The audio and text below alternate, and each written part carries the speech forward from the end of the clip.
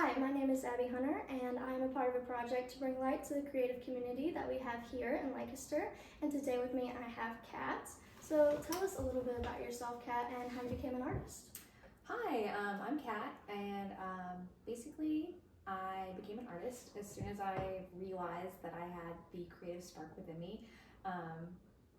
Probably like 8 or 9 years old is when I started taking it more seriously with myself, and started pursuing it more actively when I was like pre-teenhood and keeping a sketchbook and that sort of thing.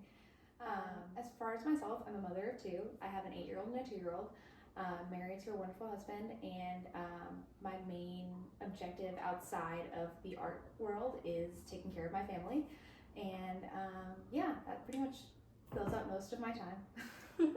And how would you say living in Lancaster has affected your life as an artist? It's been both good and negative for me, honestly. There's been a lot of like time to focus on my art being down here and kind of being isolated from so many like so much of the hustle and bustle of the city that I was used to before living here, which has given me a lot of time to focus on my art, which has been wonderful for me to get back into keeping a daily sketchbook, resuming my technical skill building, producing a portfolio that I'm proud of, that kind of stuff. It's also been detrimental in a way that I've been isolated from the art community, which has been hard for me.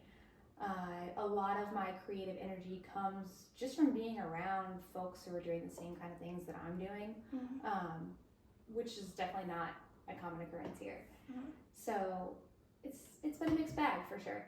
Yeah, and what would you say is your favorite medium to work with if you have one? I primarily paint. I love a lot of different mediums though, but paint is what I stick to, and typically it's acrylic. I also like to work on paper. I'll do gouache and watercolor as well. I also just love drawing and colored pencil. I have dabbled in 3D work, but I don't usually do it that much anymore. I'll actually grab that over here.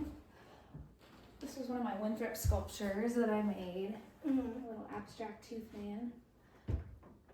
But it's been almost a decade since I produced a sculpture, so I would say I'm predominantly a 2D artist at this point in my career. Okay, and where do you think that you find the inspiration behind your work, if you have any common themes that you like to bring out? Right. Definitely nature, obviously, and whimsy and just childlike wonder for the world. A lot of dreamscapes, or just sort of like the surreal, like half awake, half asleep visions that we kind of have in our mind as we're like coming to in the morning or going to sleep at night. A lot of like psychedelic imagery as far as like mind expansion and just surreal themes as well. So, all right. Yeah. And what would you say being creative means to you? Being creative is essentially just my way of life. I don't really know how to be a regular person, and trying to has never really worked out for me. And once I realized that living a creative life and just kind of existing outside of the box normality was best for me, I just completely encapsulated it as my way of life. So being creative is everything to me, I would say.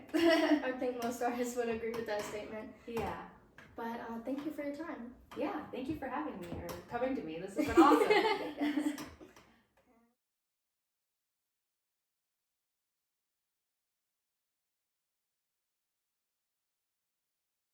I like interviewing so easy because it's like this is this, but if someone asked me the same questions, I'd be like, oh god.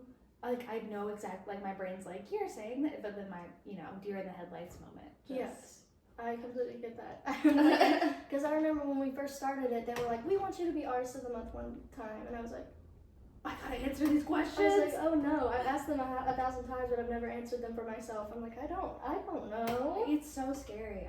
This is like the second interview like this that I've done. The first one wasn't a video, it was like a article type situation. And it took me so long to like answer the questions for the interview. I was like, what do I do? Who am I? Yeah, because if someone asked me, they would be like, what are your common themes? I'd be like, Because I'm not.